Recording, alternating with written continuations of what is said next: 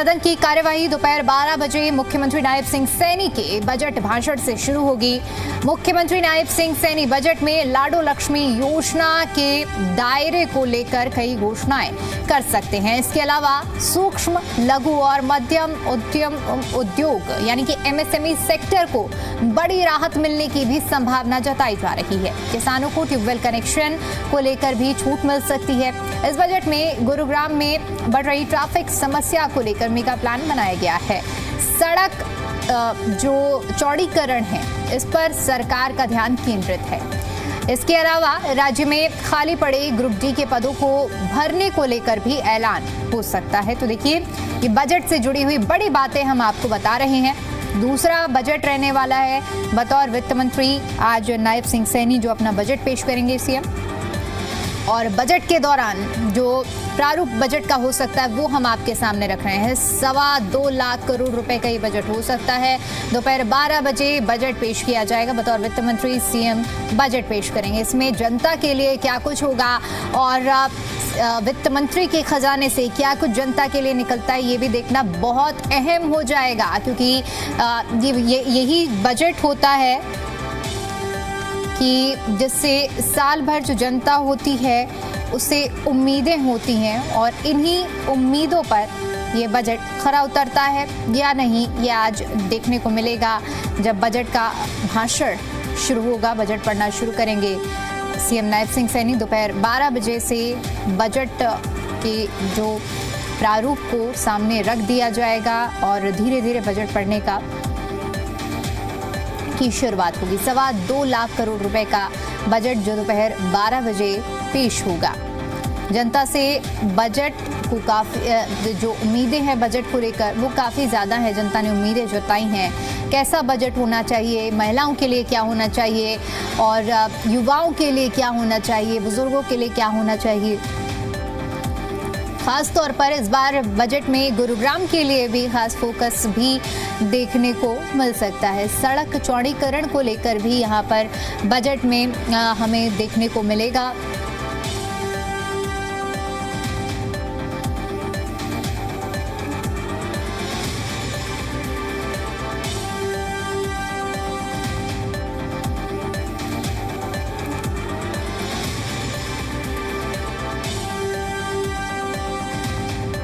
और आज देखिए बजट पेश होने जा रहा है, लेकिन बजट से पहले जो उम्मीदें हो जाती हैं व्यापारी वर्ग की, अगर हम बात करें मुख्य राजनीतिक दलों की, विपक्षी राजनीतिक दलों की क्या कुछ हैं वो जानना बेहद ज़रूरी है। बजट पेश होने से पहले जो उम्मीदें, इस पर हम चर्चा भी करेंगे और समझेंगे हर एक पहलू को।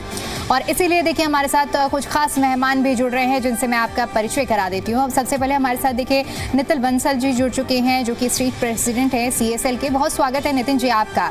आपसे कुछ ही देर बाद देखिए सदन की पटल पर बजट का प्रारूप हम सबके सामने होगा, लेकिन उससे पहले प्रदेश की जनता, व्यापारी वर्ग और बतौर CSL के आप स्टेट प्रेसिडेंट हैं, आप लोगों की क्या उम्मीदें हैं इस बार के बजट से?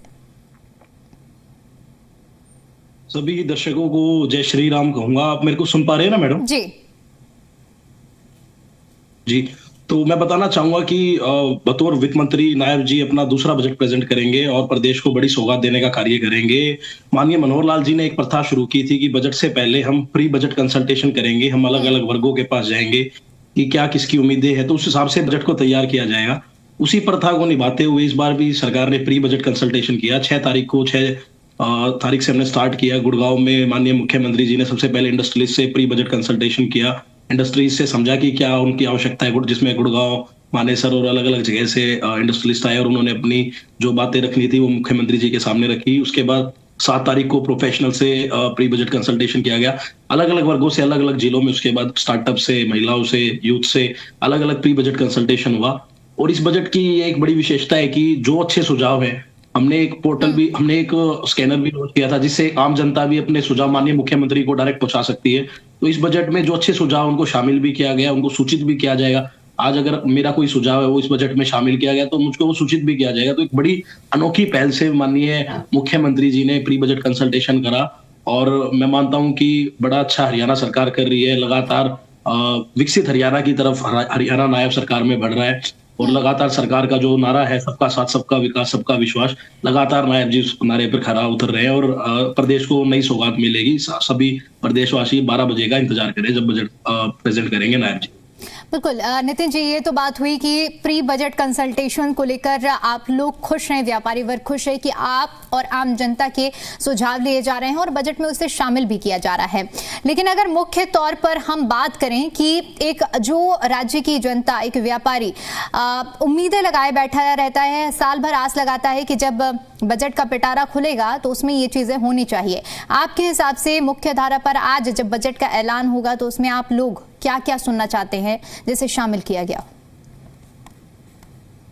जी बिल्कुल, आपने सही कहा और सबकी एक्सपेक्टेशन है सरकार को तीसरी बार हरियाणा में बड़ी उम्मीद के साथ लोगों ने तीसरी बार एक ऐतिहासिक था कि तीसरी बार कोई सरकार रिपीट हो रही हो, तो बड़ी एक्सपेक्टेशन है नायब जी से भी और लगातार उस एक्सपेक्टेशन पे काम करिए। तो हम चाहेंगे कि जो कुछ ऐसी फैसिलिटीज है बिजनेस मतलब स्टार्टअप्स के लिए कुछ अलग एलोकेशंस हो, कुछ रोड्स तो आप देख रहे हैं पूरे हरियाणा, पूरा रोड नेटवर्क से बढ़िया पूरा हरियाणा काम कर रहा है। बाकी कुछ अच्छी एक्सपेक्टेशंस रहने वाली है जिसमें हम सोचते हैं कि अलग अलग वर्गों के लिए एक्सपेंडिचर बढ़ाया जाएगा और अलग अलग वर्गों की उम्मीदों को खरा। बाकी तो जब पिटारा खुलेगा तब पता लगेगा क्या नई योजनाएं नायब जी सौगात देने का कार्य करेंगे। पिछले साल के बजट को देखा जाए और मुझे लगता है कि पहले से ज़्यादा बजट में बढ़ोतरी होगी और जो इंफ्रा है उसका सुदृढ़ीकरण करना ये भी सरकार की प्रायोरिटी पे है।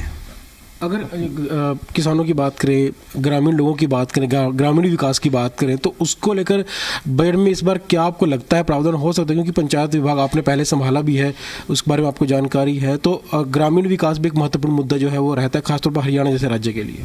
बिल्कुल है।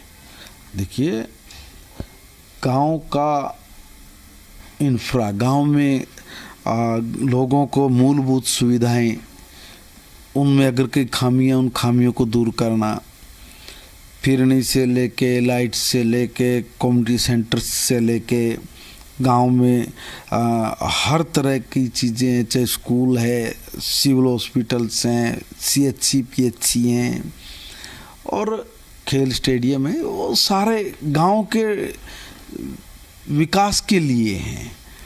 और वहीं से गांव के लोगों को गांव में बैठे बैठे सब सुविधाएं मिल जाएं, इसलिए गांव का संपूर्ण विकास ये माननीय नायब सैनी सरकार का ध्येय है और उसको लेके सरकार बहुत गंभीर है और बजट में भी उसकी स्पष्ट झलक आपको नज़र भी आएगी, मुझे ऐसा विश्वास भी है। सर, एक आखिरी सवाल है, क्योंकि मुख्यमंत्री ने लगातार अलग अलग वर्गों से मुलाकात की, जिसमें उद्योगपति, व्यापारी भी शामिल थे और मुख्यमंत्री जापान दौरे पर गए ताकि जो विदेशों में जो कंपनियां वो भी यहाँ पर आएँ, यहाँ पर फैक्ट्रियाँ लगाएं, उद्योग लगाएं, रोजगार लोगों को मिले। तो रोजगार की दृष्टि से भी, उद्योग की दृष्टि से भी बजट में कई प्रावधान किए जा सकते हैं और ताकि उनको राहत मिले, वो लोग हरियाणा में काम करने के लिए आए। किस तरह की राहत सरकार लोगों को दे सकती है? अगर आप देखिए, बात राहत की नहीं कह सकते, बात है कि हरियाणा को विकसित हरियाणा बनाना है। तो विकसित हरियाणा के विजन को लेके सरकार लगातार अपने विजन डॉक्यूमेंट्स पे काम कर रही है। उसमें इंडस्ट्री की हम बात करें, हम लोग एग्रीकल्चर की बात करें, हम दुग्ध डेयरी उत्पादन की बात करें, हम एनिमल हस्बेंड्री की बात करें, हम फिशरी की बात करें, हम लोग जो किसानों के साथ और व्यापारी के साथ जो तालमेल बढ़ा के इस स्टेट को आर्थिक रूप से मजबूत करना है, तो उसके लिए अच्छी पॉलिसी योजना बना के उस पर आगे बढ़ना ये बहुत ज़रूरी स्टेप है। आपको इसकी स्पष्ट झलक मुझे लगता है जिस तरीके से माननीय मुख्यमंत्री जी ने प्री बजट को लेके पूरे प्रदेश भर में हर वर्ग के लोगों के साथ बातचीत की है, उन सबको इसमें जोड़ा है और जोड़ के एक बेहतरीन बजट मैं कह सकता हूँ वो कुछ ही देर में माननीय मुख्यमंत्री जो वित्त मंत्री भी हैं वो उसको प्रस्तुत करेंगे। शुक्रिया। तो ये थे प्रदेश के शिक्षा संसदीय कार्य मंत्री जिन्होंने कई मुद्दों पर चर्चा की और कहा कि बजट जो है वो एक बेहतरीन बजट होगा और हर वर्ग के लिए राहत देने वाला बजट होगा। वीडियो जर्नलिस्ट राहुल दीवान के साथ विजय राणा, जी मीडिया, चंडीगढ़। तो देखिए, शिक्षा मंत्री को सुन रहे थे आप, शिक्षा मंत्री महिपाल डांडा, जिन्होंने ये स्पष्ट किया है कि जो बजट है वो जनता का बजट होगा और इसी के साथ साथ वो ये भी कहते हुए नजर आए हैं कि हर वर्ग को साधते हुए ये बजट तैयार किया गया है। इसके साथ ही क्योंकि मुख्यमंत्री की ओर से प्री बजट कई बैठकें की गई थी जहां पर अन्य वर्गों से इस प्री बजट बैठक में जो उनके सुझाव हैं वो लिए गए। इसके साथ ही साथ ये भी देखिए शिक्षा मंत्री कहते हुए नजर आए जिसमें उन्होंने जापान का भी जिक्र किया कि मुख्यमंत्री नायब सिंह सैनी जो जापान के दौरे पर भी गए थे जहां पर उन्होंने जो कंपनियां हैं जापान की वो प्रदेश में निवेश करे, कैसे निवेश को बढ़ाया जा सके, इस पर भी ध्यान दिया जा रहा है। इन सभी चीज़ों को इस बजट में शामिल किया जाएगा, इसका एक असर भी देखने को मिलेगा।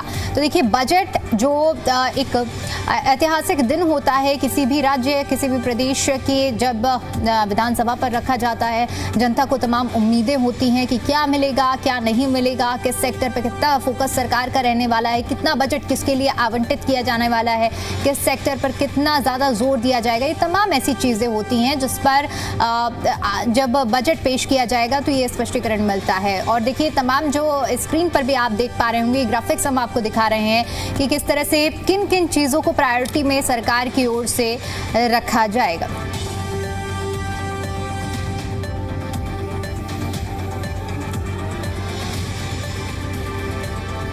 और चलिए अब राजनीतिक दलों का रुख भी समझते हैं। आज बजट पेश होना है, लेकिन बजट पेश होने से पहले पक्ष क्या सोचता है, विपक्ष क्या सोचता है, ये भी जानते हैं। संदीप आजाद जी हमारे साथ जुड़ चुके हैं, प्रवक्ता हैं भारतीय जनता पार्टी से।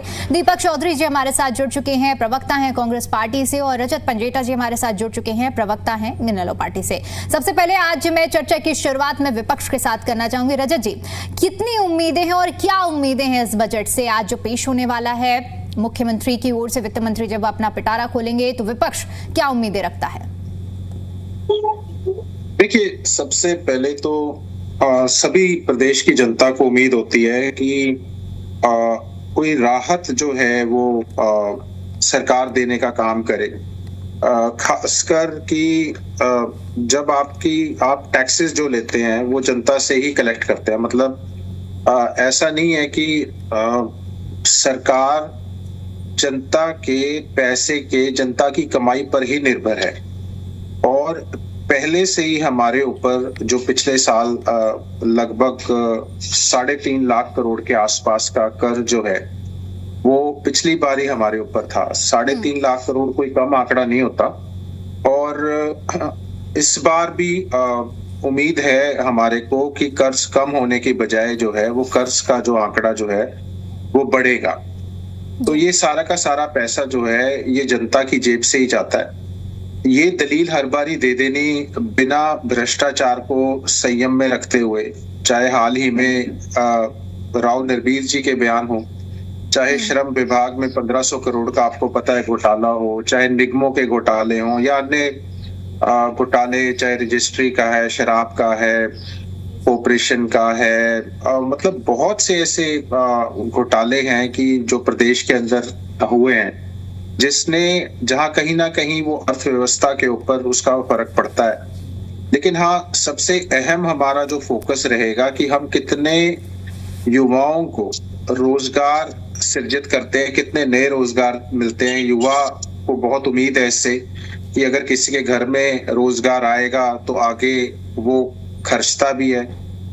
किसान जिसने कोरोना काल के अंदर भी हमारे देश की जो है अर्थव्यवस्था को पॉजिटिव में रखा जब सभी नेगेटिव में था, तो किसान को बहुत उम्मीद है कि किसान को पूरा का पूरा, एक तो एमएसपी नहीं मिलती है, ऊपर किसान के ऊपर कर्ज में देश में नंबर 4 स्थान है, देश में 4th पोजीशन है कर्ज के मामले में, जो प्रति व्यक्ति कर्ज है वो। लेकिन ऐसे मतलब हमारे को उम्मीदें तो बहुत सी, आप जैसे कंप्यूटर साइंस का था 1711 पोस्ट निकली थी, आपको पता है उसमें 39 ही सिर्फ सिलेक्ट हुए थे। अगर ऐसे रोजगार देंगे, पोस्टें खाली छोड़ेंगे, पक्की भर्तियों की बात कर रहा हूं मैं उन भर्तियों की बात नहीं कर रहा जो सरकारी विभाग की नहीं है, क्योंकि वो सरकारी विभाग है ही नहीं। HKRN गवर्नमेंट का कोई विभाग नहीं है, वो एक प्राइवेट कंपनी के अधीन आता है और उसी के अंडर रजिस्टर्ड है कंपनीज एक्ट के अंतर्गत।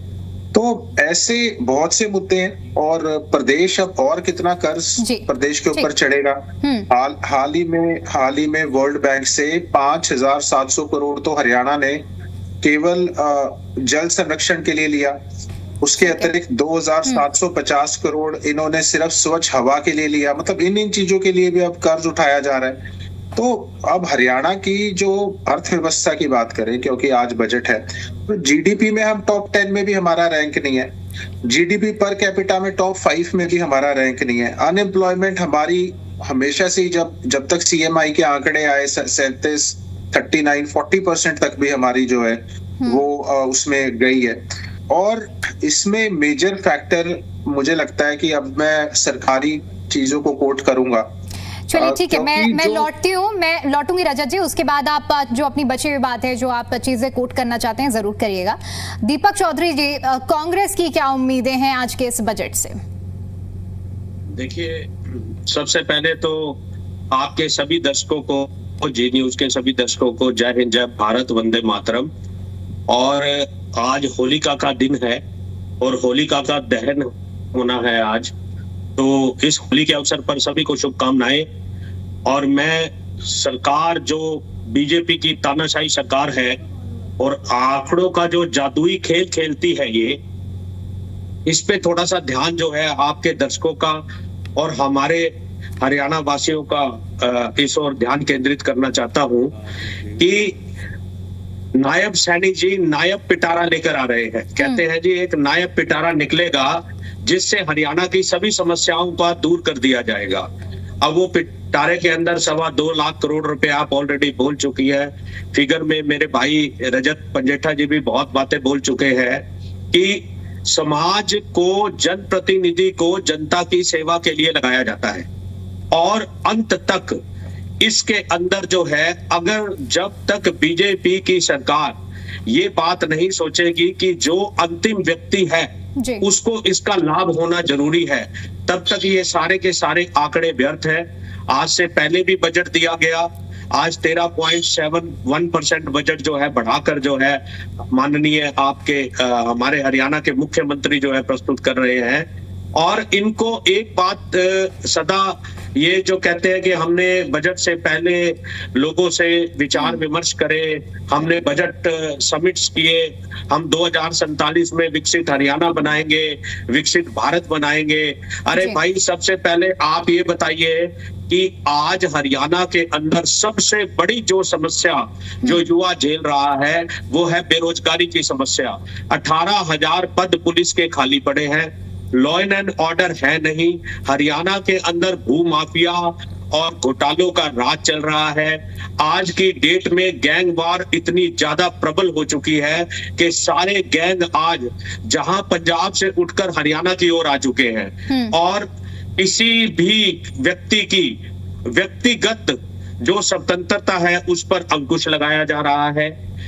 और हमारे ये सीट का रिजल्ट तो आपने देख ही लिया कि ये केवल मात्र फार्म भरवाने के परपंच रचते हैं। मैं एक बात आपको कह देता हूं, 2 चीजें होती हैं, एक होता है समाजवाद, एक होता है साम्राज्यवाद, साम्यवाद।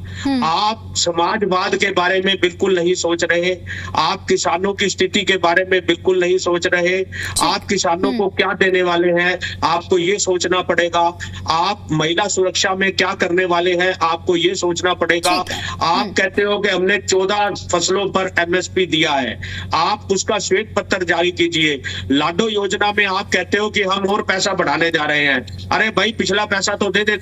और अभी पिछले महीने ही आपने हमारे बुजुर्ग माता पिताओं की पेंशनों को रोक दिया और उसके बाद 4 महीने तक तमाम मुद्दे हैं, इन्हीं पर मैं संदीप जी से भी जवाब ले लेती हूँ। संदीप जी, बजट पेश होने मुद्दे तो बहुत हैं, मैं लौटूंगी आपके पास। संदीप जी, बजट पेश होने से पहले प्री बजट बैठकों का दौर जारी रहा। आपने कहा कि जनता से हमने उनके मुद्दे लिए, व्यापारियों से मुद्दे लिए और बजट में शामिल किया। दूसरी तरफ विपक्ष के भी अभी आपने मुद्दे सुने, बातों को सुना। क्या आपको लगता है कि आज जो बजट पेश होगा ये जनता, विपक्ष सबको सेटिस्फाई कर पाएगा?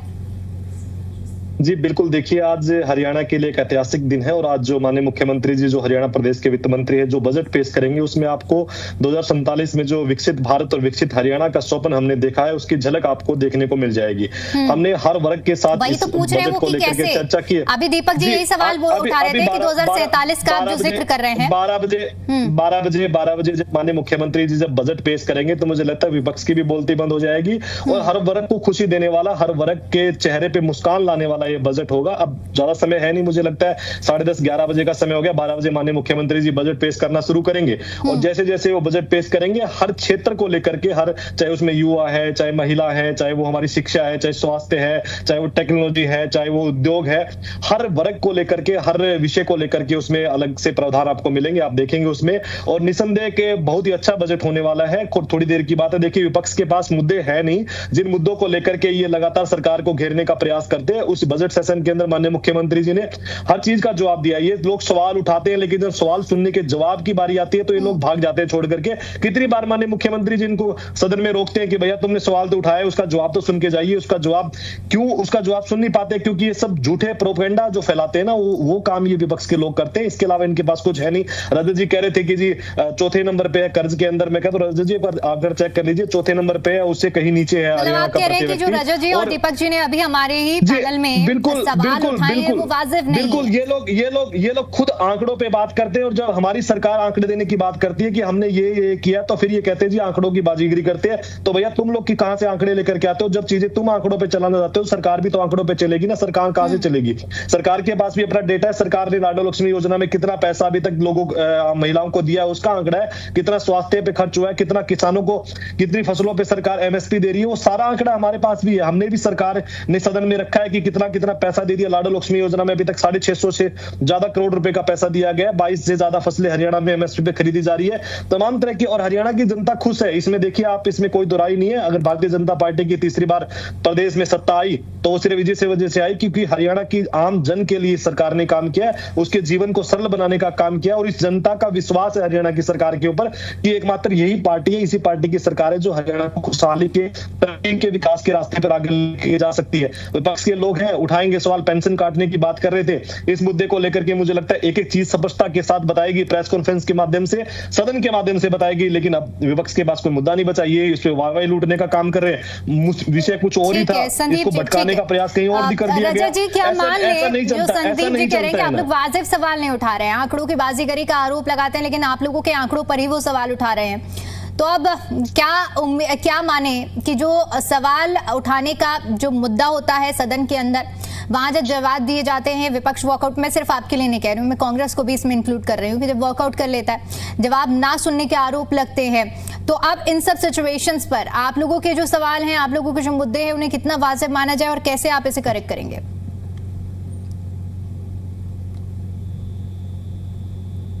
रजत जी, क्या आप तक आवाज पहुंच पा रही है मेरी? पहले तो मैं आपको इस बात पे करेक्ट कर दूं कि जो आपने ये कहा अभी कि विपक्ष वॉकआउट कर जाता है, मैं इसमें सिर्फ आपको इंक्लूड नहीं कर रही, मैं इसमें कांग्रेस को भी इंक्लूड कर रही हूँ। मैम हमने कभी वॉकआउट नहीं किया, पहली बात तो। मैंने जो क्वेश्चन पूछा था, मैंने क्वेश्चन का जो कॉन्टेक्स्ट है, रजत जी अब एक मिनट, आपने सवाल उठाया तो सुन लीजिए। मैंने पूरे जो क्वेश्चन है, मैंने ये दोनों के लिए ही, कांग्रेस और आम आदमी पार्टी, माफ कीजिएगा इनेलो के लिए मेरा ये सवाल था। और जब वॉकआउट वाली बात आई थी इसीलिए मैंने कांग्रेस का जिक्र किया है, क्योंकि मुझे मालूम है कि आप लोगों ने नहीं वॉकआउट किया है, कांग्रेस ने किया है, इसीलिए मैंने कांग्रेस का जिक्र किया है। ठीक है, जवाब दीजिए आप।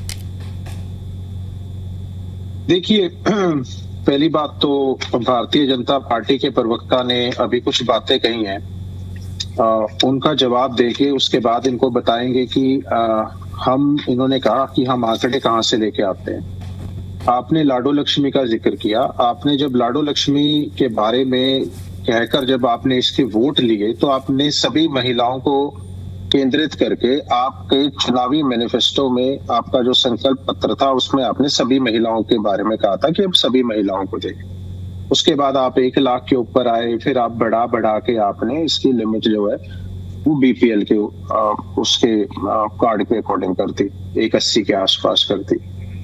दूसरा, पेंशन निश्चित तौर पे कटी है। जो सबूत हैं, जो लोग आके खुद बोल रहे हैं, वो झूठ तो बोल नहीं गए। उसके बाद आपने पहले चलिए सर, 24 ठीक है, फसलों मेरे का